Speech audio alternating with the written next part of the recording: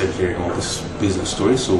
your parents will no longer look at you funny when you say you don't want to work for the government, you don't want to be a teacher, lawyer, doctor, etc.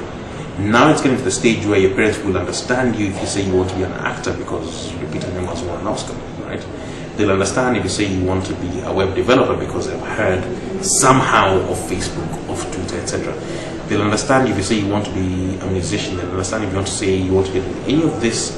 other ways, other businesses out there, because they can see people who are successful. Now, problem is, if my child was to come to me and say, oh,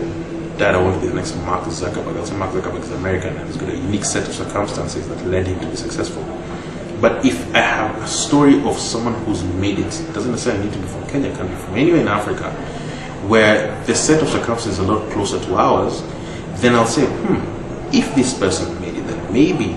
my son can make it. Even for myself, I'll tell myself, career-wise, if I'm tired of the media business and I want to get into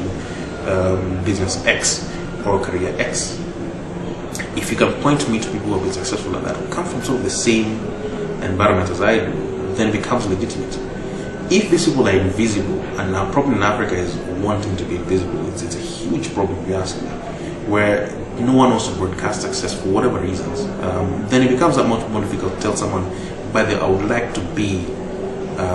this career, I would like to pursue this particular way of working, because they don't know that you can be successful at it. And I think that's a challenge for us who tell these stories, to actually show these stories and show them as successful.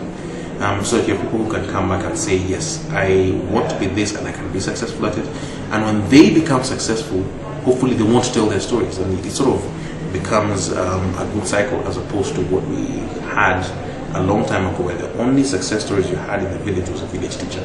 And so everyone, if you ask children in those days, everyone wanted to be a teacher.